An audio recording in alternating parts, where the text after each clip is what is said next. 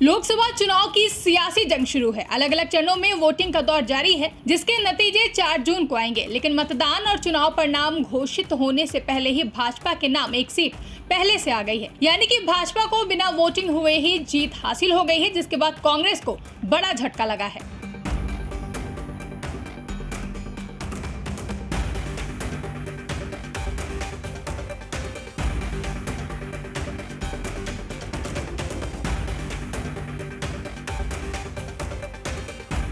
लोकसभा चुनाव के लिए अलग अलग चरणों में वोटिंग का दौर जारी है और नतीजे 4 जून को आएंगे। लेकिन मतदान से पहले ही भाजपा ने एक सीट जीत ली है। सूरत सीट से भारतीय जनता पार्टी निर्विरोध तौर पर जीत गई है। बता दें, कांग्रेस उम्मीदवार का नामांकन रद्द होने और अन्य सभी प्रत्याशियों के नामांकन वापस लेने के बाद गुजरात की सूरत लोकसभा सीट से भारतीय जनता पार्टी के प्रत्याशी मुकेश दलाल ने निर्विरोध जीत हासिल की है।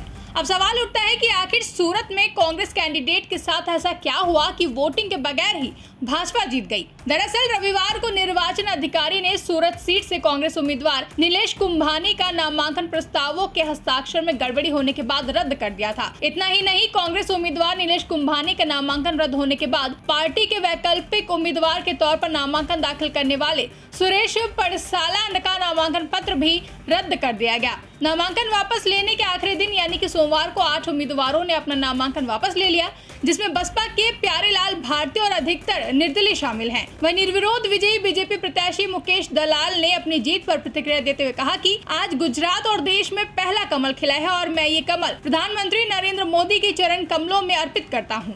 हम लोग विकसित भारत के लिए मत मांग रहे थे। हम लोग नरेंद्र भाई मोदी साहब के काम पर मत मांग रहे थे। आज गुजरात में, सूरत में, देश में पहला कमल खिला है। मैं ये कमल आदरणीय प्रधानमंत्री और विश्व पुरुष श्री नरेंद्र भाई मोदी साहब के चरण कमलों में अर्पण करता हूँ। किस प्रकार की ये पूरी घटना बनी जब आपको चुनाव ही नहीं लड़ना पड़ा और आप ऐसे जीत गए? क्या रहा पूरा घटनाक्रम? घटनाक्रम में क्या है, कांग्रेस का फॉर्म रिजेक्ट हुआ और बाकी जो उम्मीदवार थे, इन्होंने नरेंद्र भाई मोदी साहब के जो विकसित भारत की जो कल्पना है, इनको साथ देकर अपना फॉर्म विड्रॉ कर लिया। बस यही चीज है।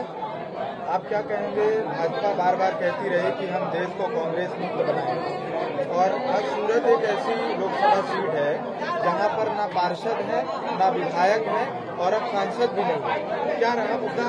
अब क्या इसकी शुरुआत जो हुई है पूरे देश में सफल रहेगा? भारतीय जनता पार्टी कांग्रेस को, देश को कांग्रेस मुक्त बनाना चाहती है और इनकी शुरुआत सूरत सिटी ने बहुत पहले कर दी थी।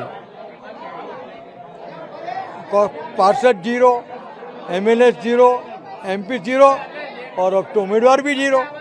बता दें कि गुजरात के सभी 26 निर्वाचन क्षेत्रों पर 7 मई को वोटिंग होनी है, लेकिन सूरत सीट पर बीजेपी के उम्मीदवार को निर्विरोध विजेता घोषित करने के बाद अब बाकी बची 25 सीटों पर वोटिंग होगी। ब्यूरो रिपोर्ट, इंडिया पब्लिक खबर। फिलहाल के लिए इस खबरों में बस इतना ही। देश और दुनिया की ऐसी तमाम बड़ी खबरों के लिए हमारे YouTube चैनल को सब्सक्राइब करें और बने रहें इंडिया पब्लिक खबर के साथ।